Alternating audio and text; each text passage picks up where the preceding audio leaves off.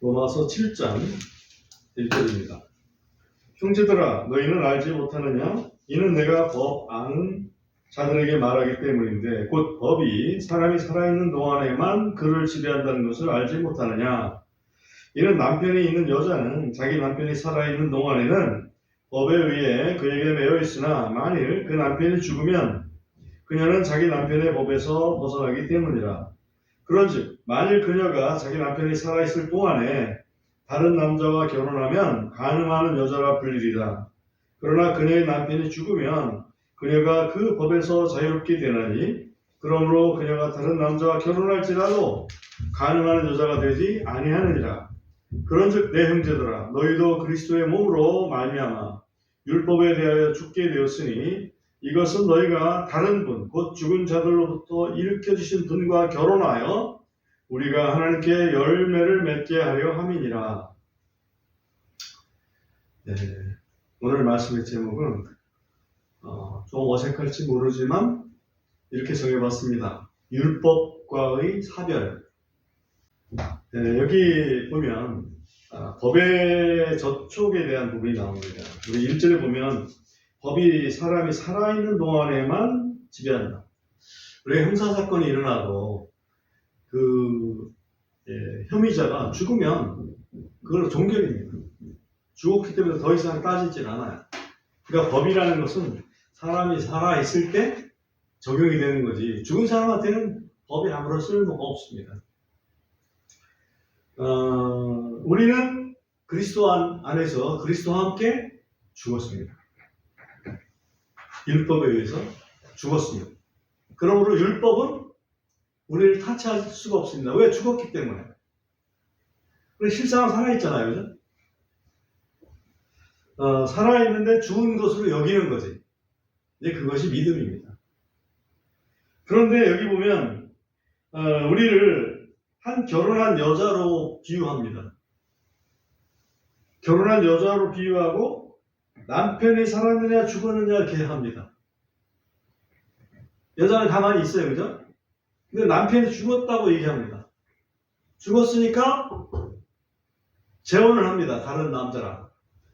만약에 남편이 살아있는데 재혼을 하면 그거는 간음이다 라고 여기서 성경은 말하고 있습니다. 근데 남편이 죽은 다음에는 간음이 아니다. 재혼할 수 있는 그런 자유가 있다. 그 얘기죠. 여기서 죽은 남편은 성경에서 지금 뭘 얘기하고 있습니까? 율법을 얘기합니다. 근데 율법이 죽은 게 아니라 율법에 의해서 우리가 죽었단 말이죠. 그런데 왜 율법이 죽었다고 표현했을까? 네, 좀 이상하지 않아요? 그렇습니다. 죽음이라는 것은 상대성입니다. 내가 율법에 대해서 죽었으면 율법은 나에 대해서 죽은 겁니다. 그것이 바로 여기 있는 말씀입니다. 그래서 우리 율법에 대한 법적인 해석과 그 다음에 율법에 대한 그 영적인 해석을 우리가 오늘 이 로마서 7장을 통해서 배울 수가 있게 됩니다. 4절에 보면 내 형제들아 너희도 그리스도의 몸으로 말미암아 율법에 대하여 죽게 되었으니 이 말은 그리스도의 몸이라는 것은 십자가에 달리신 몸, 죽으신 몸을 얘기합니다. 예수님은 몸으로 죽으시고 또 그분이 영으로 말미암아 그 죽었던 몸이 부활하셨습니다. 그래서 여기 보면 그리스도의 몸으로 말미암아 율법에 대하여 죽게 되었으니 이것은 너희가 다른 분, 곧 죽은 자들로부터 일으켜주신 분, 부활하신 예수님이죠. 부활하신 예수님과 결혼하여 우리가 하나님께 열매를 맺게 하려 함이니라. 우리는 죽었습니다. 그죠? 우리는 죽었습니다. 그리스도와 함께 죽었어요. 그러므로 율법으로부터는 이제는 자유하게 되었습니다. 대신 그리스도와 함께 살아났습니다. 부활하신 그리스도와 함께 우리는 살아났습니다. 영적으로 살아났죠? 그래서 이제는 우리의 신분이 죽은 자의 신분이 아니고 살아난 자의 신분으로서 부활하신 그리스도와 재혼하는, 결혼하는 그런 그 관계다. 하는 것을 여기에서 지금 말씀을 하고 있습니다. 왜 이 말씀을 하실까? 이 말씀을 하신 이유는 우리의 삶이 어떠해야 되는가, 어떠할 수 있는가 하는 부분을 가르치기 위해서다. 우선 그렇게 전제를 깝니다. 5절 한번 보겠습니다. 5절에 보면 이는 우리가 육신 안에 있을 때에 율법으로 말미암아 죄들의 활동이 우리 지체 안에서 작용하여 사망에 이르는 열매를 맺게 하였기 때문이라 이렇게 얘기했는데 왜? 결혼하면 자식을 낳잖아요. 그러니까 이전에는 우리가 율법과 결혼한 상태였다. 율법과 결혼한 상태였기 때문에 율법과 우리 사이에서 뭐가 태어났냐? 죄가 태어났다. 그 죄가 태어났는데 그 죄로 말미암아서 얻어지는 결과는 뭐냐? 죽음이다. 그죠? 죄가 태어나서 죄는 아들이라고 볼 수 있고 죽음은 그 아들의 아들이라고 볼 수 있겠죠? 손자는 결국은 죽음입니다. 그러니까 아들은 죄고 손자는 죽음입니다. 그러면 우리가 이제는 그리스도와 함께 영적으로 그리스도와 함께 결혼하게 되어 있습니다. 그러면 그리스도와 함께 결혼하면 그 아들이 뭐겠습니까? 죄가 아니고 의죠. 그 의로 말미암은 손자는 뭐겠습니까? 바로 생명이다 하는 것을 지금 말씀하고 있습니다. 여기 보면 6절에 보면 그러나 우리가 붙잡혀 있던 것 안에서 죽었으므로 이제 우리가 율법에서 건짐을 받았나니 이것은 우리가 영의 새로움 안에서 섬기게 하려 함이요 율법 문자의 낡은 것 안에서 섬기지 않게 하려 함이라. 섬긴다는 것은 종로로 탄다는 얘기죠. 율법의 그 작귀 안에 종로로 타는 게 아니고 이제는 성령 안에서 새로워진, 다시 말하면 부활하신 그리스도의 그런 그 가르침에 따라서 우리가 살아가게 된다. 이것은 문자적으로 이렇게 뭐를 해라, 뭐를 하지 말라 이런 게 아니고 성령께서 우리 속에서 말씀하시는 그 거룩한 법, 그것을 따라가면 된다. 이제 그런 얘기죠. 과거에는 뭐뭐 하지 말라, 뭐뭐 하지 말라 그러면 그게 결국은 죄를 짓게 되고 결국은 그것 때문에 죽음에 이르게 되는데 이제는 우리 주님께서 이렇게 해라, 이렇게 해라 하시는 그런 얘기죠. 어쩌면 긍정적인 이야기를 하신다라고 말씀을 할 수가 있습니다. 그러다 보니까 오해를 합니다. 무슨 오해를 하냐면, 야, 그러면 아주 율법이 나쁜 놈인가? 한마디로. 그런 오해를 할 수 있다 이거죠. 그래서 7절을 보면, 그러면 우리가 무슨 말을 하리요? 율법이 죄냐? 그죠? 결코 그렇지 않느니라. 이 않느니라는 번역보다는 표현보다는 그렇지 아니하니라. 이렇게 하는 게 좀 낫지 않았을까 하는 생각이 들어요. 왜 율법은 죄가 아니냐? 그럼 율법의 역할이 뭐냐? 하는 얘기를 지금 설명을 하고 있습니다. 왜 그럼 율법을 주셨을까? 우리로 하여금 죄 짓게 만들고 우리가 죽음에 이르도록 만든 그 율법을 왜 주셨을까? 여기 보면 7절에 후반절에 보면 율법을 통하지 않고서는 내가 죄를 알지 못했으리니 이는 율법이 이르기를 너는 탐내지 말라 하지 않았더라면 내가 탐욕을 알지 못했을 것이기 때문이라. 율법이 없었다면 나는 죄를 몰랐을 것이다. 자, 이렇게 한번 생각해 보세요. 내가 잘못을 저질렀습니다. 법을 몰랐을 때는 내가 잘못을 저질렀는지 못 저질렀는지 잘 몰라. 근데 법을 딱 제시하면 내가 잘못을 저질렀구나 깨닫게 됩니다. 그렇다고 법이 없다고 해서 내가 잘못을 저지른 게 잘못이 아니라고 할 수 있을까요? 그건 아닙니다. 내가 분명히 잘못을 저질렀어요. 그래서 나는 그 잘못을 저지른 거에 대한 대가를 치러야 돼. 그런데 내가 잘못을 저질렀는지 몰라. 왜? 법이 없으니까. 그럼 내가 그 잘못을 돌이킬 기회가 있을까요? 없습니다. 그래서 사도 바울은 지금 얘기를 하는 거예요. 율법이 죄가 아니라 율법 때문에 내가 죄를 알았고 내가 죄를 알았기 때문에 내가 나의 그 처지가 아주 비참한 걸 알았고 그래서 내가 구원받아야 될 필요성을 알게 됐구나. 그럼 율법이 죄입니까? 아니죠? 율법은 죄가 무엇인지를 알려주는, 죄가 무엇인지를 깨닫게 해주는, 우리가 죄인됨을 깨닫게 해주는 그런 것이다 이거지. 그것을 지금 사도 바울이 설명을 하고 있습니다.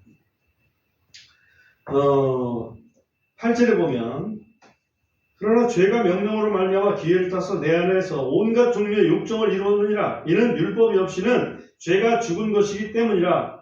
이는 전에 율법이 없을 때는 내가 살아 있었으나 그 명령을 왔을 때 죄가 되살아나고 나는 죽었기 때문이라. 이것을 금방 설명했듯이 죄인 줄 몰랐는데 율법에 그것이 죄다 그렇게 얘기를 하니까 끝에서 이게 죄구나 그거를 알게 됐다 그런 얘기죠. 그런데 여기서 보면 그런 걸 알려주니까 더 죄를 짓게 되더라 그런 얘기예요. 더 죄를 짓게 되더라. 그래서 결론적으로 10절에 보면 또 생명에 이르게 하려고 정해진 그 명령이 사망에 이르게 하는 것임을 내가 알게 돼요. 왜 율법을 주십니까? 네가 죄인이니까 네가 죄인임을 알고 네가 구원을 받아야 된다 하는 그런 돌이켜야 된다 이것을 알려주시려고 율법을 주셨는데 그 율법 때문에 나는 죄인이고 또 죄가 더 많은 죄를 짓게 만들고 그래서 나는 그 율법 때문에 내가 꼼짝없이 죽게 됐다. 이거를 지금 사도 바울이 고백을 하는 거예요. 12절을 보면 그런즉 율법은 거룩하고 또 그 명령도 거룩하며 의롭고 선하도다. 그러면 선한 그것이 내게 사망이 되었느냐? 결코 그럴 수 없느니라. 오직 죄가 죄로 드러나기 위하여 선한 그것을 통해 내 안에서 사망을 이루었으니 이것은 죄가 그 명령으로 말미암아 심히 죄로 가득하게 하려 함이라. 여기 번역상 이렇게 번역할 수밖에 없었던 것 같은데요. 심히 죄로 가득하게, 그러니까 죄가 죄로 가득하게 이렇게 이해거든. 근데 이거를 영어로 보면 조금 더 다른 뉘앙스를 알 수가 있습니다. 영어 13절에 끝에 보면 become exceeding sinful이라고 해요. sinful이라는 것은 죄스러운 또는 악한 그런 의미가 있어요. 그러니까 죄가 더 악하다, 그죠? 죄가 더 악하다 하는 것을 이렇게 그 계명 때문에 율법의 계명 때문에 알게 된다는 겁니다. 죄라는 놈이 저 죄라는 놈이 저렇게 악한 놈이구나. 죄가 우리를 죄 짓게 만드는구나. 라는 것을 깨닫게 해주는 것이 바로 율법이다 하는 것을 지금 말씀을 하고 있어요. 율법 자체가 죄가 될 수는 없습니다. 율법 자체는 아주 거룩하고 의롭고 선합니다. 12절에 보면 율법은 거룩하고 의롭고 선하도다 그랬죠? 그러니까 율법 자체는 거룩하고 의롭고 선해요. 그러므로 율법 그 자체가 죄가 될 수가 없습니다. 다만 그 율법 때문에 죄라는 놈이 우리한테 죄를 지을 수 있는 기회를 자꾸 제공하더라는 거죠. 그게 인간의 육신의 연약함이에요. 네. 그러다 보니까 우리 스스로는 그 거룩함에 이루지를 못하더라. 그것이 바로 14절입니다. 이런 율법은 영적이지만 나는 육신적이어서 죄 아래 팔렸다는 것을 우리가 알기 때문이다. 여기 보면 아주 특이한 표현이 있습니다. 율법은 영적이다. 이거 여러분 이해하시겠어요? 나는 육신적이다. 영적이다 하고 육신적이다 하고 어떤 의미일까? 율법은 왜 영적이라고 표현한 것일까? 그것을 우리는 예수님의 율법 해석에서 그것을 쉽게 알 수가 있어요. 율법이 영적이라는 말이에요. 영적이란 말은 다른 말로 하면 어떤 의미가 있는지 여러분 생각을 할 수 있습니까? 영적이란 말은 보입니까? 안 보입니까? 안 보이죠? 겉에 드러납니까? 안 드러납니까? 안 드러나죠? 영적이라는 것은 속에 있다는 거죠. 겉이 아니라 속에 있다. 그러면 예를 들면 살인하지 말라 율법입니다. 근데 예수님은 해석하기를 뭐라고 했습니까? 미워하는 자마다 살인하는 자니, 그죠? 그 얘기는 겉으로 살인을 해야 이게 죄가 아니라 속으로 이미 미워하면 그거는 율법을 어긴 거다 이거지. 그러니 율법이 영적이지. 겉으로 결과가 아니라 그 속에서 이미. 예수님께서 또 몇 가지 해석을 하십니다. 간음하지 말라 그랬는데 여자를 보고 음욕을 품는 자마다 이미 간음하였느니라. 다시 말하면 실제로 잘못된 일을 저질러서가 아니라 이미 마음속에서 그렇게 한 것이 그것이 이미 죄다. 이게 영적이지. 이걸 어떻게 다른 말로 해석할 수 있겠어요? 그래서 율법이라는 것은 영적이다 하는 말이 바로 그 예수님의 해석에서 나온다. 네. 하나님은 그 법이라는 것을 우리 심중에서 그걸 법을 범하느냐 마느냐 이걸 보는 거지. 예를 들면 양심적으로 하나님께서 양심을 딱 보시는 거예요. 양심을 주셨잖아. 율법을 이스라엘 백성에게 주시기 전에 모든 인류에게 양심을 먼저 주셨다고. 이 양심을 보시는 거예요. 양심적으로 죄를 졌느냐? 그러면 그 죄 진 거예요. 그게 율법이다 이거지. 그게 영적이라는 거지. 네. 우리 사람은 영과 혼과 육으로 되어 있는데 영의 영역이 뭐냐? 바로 양심 같은 거예요. 우리의 중심, 마음. 그죠? 그것이 바로 영에 속한 일입니다. 쉽죠? 네.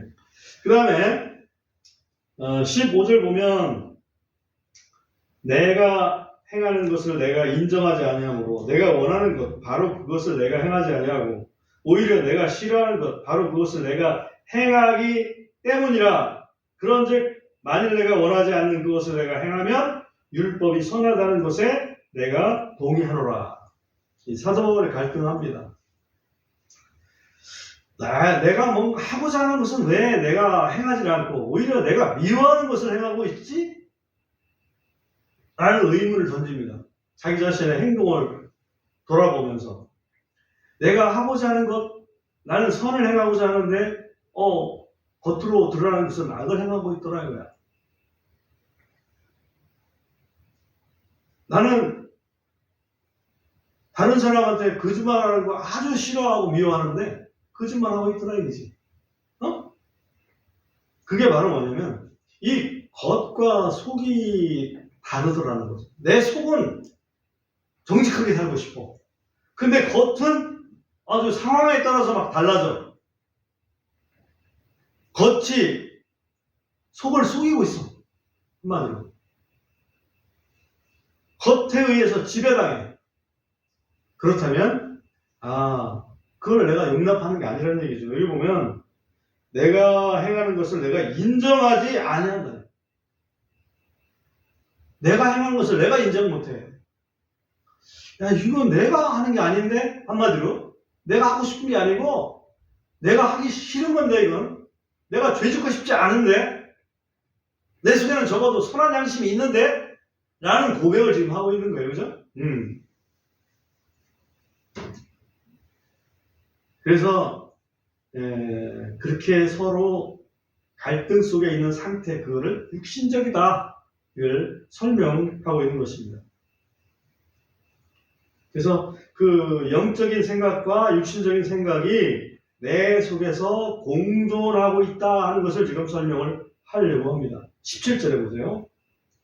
그런즉 이제 그것을 행하는 자는, 다시 말하면 악을 행하는 자는 더 이상 내가 아니요 다만 내 안에 거하는 죄이라.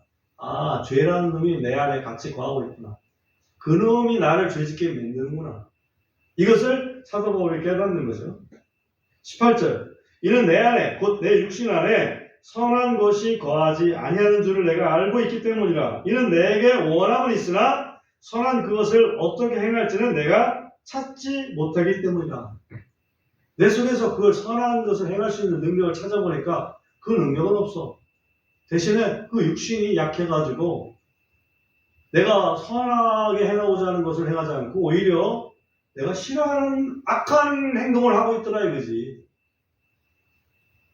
그래서 그거는 내 육신 속에 이 죄라는 놈이 머물고 있구나 하는 것을 지금 사도 바울이 이해를 하고 또 고백을 하는 겁니다.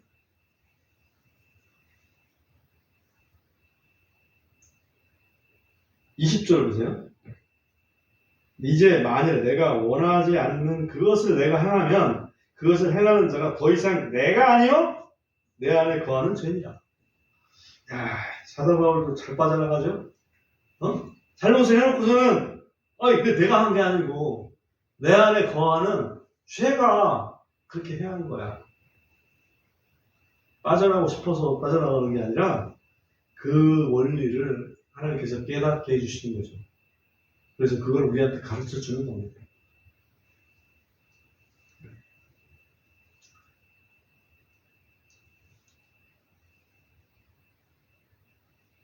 이 내 안에 거하는 죄라는 것을 사도 바울이 여기서 한번 말하는 게 아니라 이미 17절에서 이미 얘기했잖아요. 그죠? 그런즉 이제 그것을 행하는 자는 더 이상 내가 아니요 다만 내 안에 거하는 죄니라. 그러면 앞에 있는 나하고 죄하고는 어떤 관계일까? 앞에 있는 나는 내 속, 신령, 나의 중심, 나의 선한 양심을 얘기하는 거죠. 그게 나야. 나는 그걸 죄를 짓는 게 아니야. 근데 내 육신 속에 있는 죄가 나로 하여금 죄를 짓게 만들더라. 그러니 이거 참 답답한 노릇 아니겠습니까? 굉장히 답답한 노릇이죠. 그래서 사도 바울이 이제 21절에서 이렇게 고백을 합니다. 그러므로 내가 한 법을 발견하노니 곧 내가 선을 행하기 원할 때에 악이 나와 함께 있는 것이로다. 그러니까 선과 악의 공존이죠. 내 속에 선과 악의 공존한다는 그런 법을 내가 발견했다. 발견했다. 그 결과는 어떠냐? 22절에 보면 이는 내가 속사람을 따라 하나님의 법을 즐거워하나. 내 속사람, 내 중심, 양심, 내 영, 그거는 하나님의 법을 즐거워하지만은 23절에 보면 내 지체들 안에서, 내 지체들이라는 것은 내 몸뚱아리를 얘기하는 거죠. 내 지체들 안에서 또 다른 법이 내 생각의 법과 싸워. 이 생각의 법은 내 속사람의 법을 얘기하는 거예요. 양심의 법. 싸워 내 지체들 안에 있는 죄의 법에게로 나를 사로잡아 오는 것을 내가 보기 때문이라. 그러니까 이 육신에 있는 그 죄의 법이 나를 이 신령한 그 선의 그 법으로부터 끌고 가가지고 죄를 짓게 만들더라. 이제 그런 얘기를 지금 하는 겁니다. 상당히 심오한 얘기입니다. 심오한 얘기죠. 23절에서 그렇게 하긴 했죠. 죄의 법에게로 나를 사로잡아 오는 것을 내가 보기 때문이다. 이렇게 하다 보니까 사도 바울은 참 이게 내가 내 마음대로 못하는구나. 이 상태로는 나는 그냥 진짜 비참한 사람이 될 수밖에 없구나.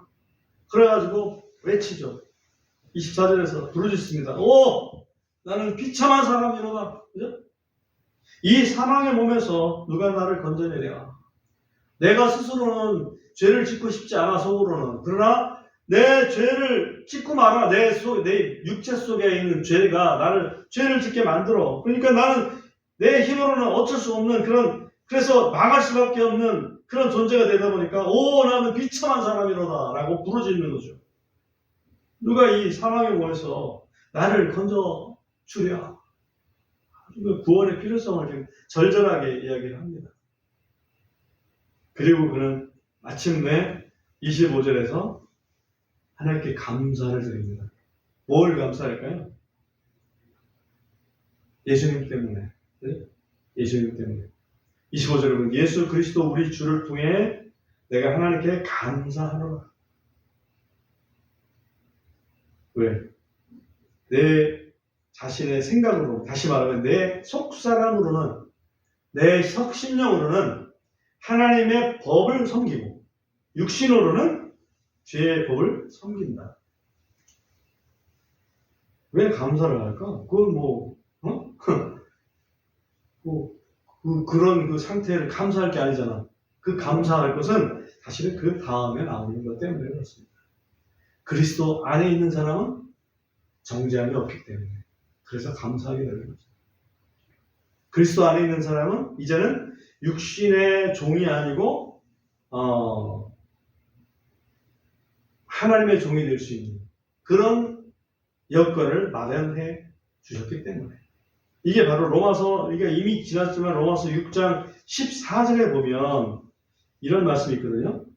이 로마서 6장 14절로 돌아가서 보면, 이는 너희가 율법 아래 있지 아니하고 은혜 아래 있기 때문이라. 이는 죄가 너희를 지배하지 못할 것이기 때문이라. 우리가 사실은 율법 아래 있지 아니하고 그리스도로 말미암아 은혜 아래 있기 때문에 죄가 우리를 왕노릇하지 못한다는 거예요. 주인이 그 전에는, 예수님을 우리가 믿기 전에는 우리의 주인이 죄예요. 한마디로. 그런데 예수님 믿은 다음에는 우리의 주인이 죄가 아니고 의죠. 한마디로. 하나님이죠.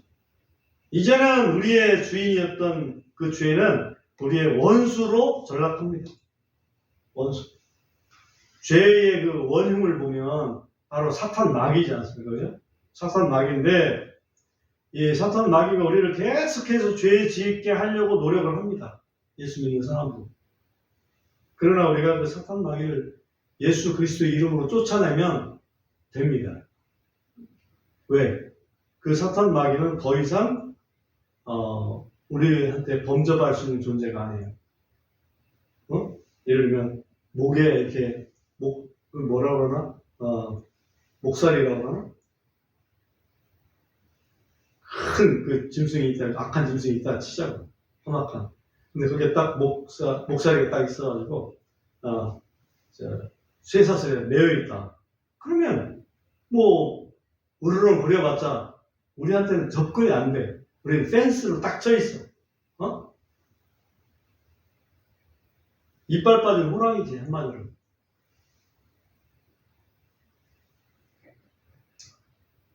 사도 바울이 감사하는 것은 그러한 자기는 정말 어쩔 수 없는 그런 상태, 비참한 그런 상태였는데 그런 나를 예수 그리스도의 대속의 은혜로 말미암아 건져주셨다. 그 건져주신 하나님께 내가 감사할 수밖에 없다. 예수 그리스도의 죽으심으로 말미암아 우리를 옛 사람, 다시 말하면 그 사망의 몸에서 건져내시고 새 사람, 즉 그리스도의 부활을 통해서 하나님을 향해 살아있는 그런 존재로 만들어 주셨다. 그래서 나는 감사한다. 되겠죠. 정리하자면 사람은 겉과 속으로 이렇게 구성되어 있다 볼 수 있습니다. 겉은 육신이라고 하고 속은 영혼이라고 할 수 있겠죠. 네. 그래서 율법이라는 것은 아주 거룩합니다. 그렇지만은 그 율법 속에 있는 명령이 보통 보면 뭐뭐 하지 마라 하면 죄다라는 그런 그 명령이 있는데 그 명령이 육신의 욕심을 자극합니다. 그래서 결국은 죄를 짓게 만들어요. 그래서 율법은 거룩하지만 우리는 그 거룩에 이를 수가 없더라. 다만 그리스도께서 그러한 우리를 불쌍히 보시고 대속의 은혜를 베푸셨기 때문에 이제는 우리가 정말 하나님이 기뻐하시는 그런 사람이 될 수가 있게 되었다. 그리스도의 대속이 없었다면 우리는 가장 비참한, 이 세상에서는 어떨지 모르지만, 그죠? 어떨지 모르겠는데 죄 짓고 살다가 한마디로 저 세상에서는 지옥 불못에서 영원토록 고통당하는 그런 존재가 되었어야 됩니다.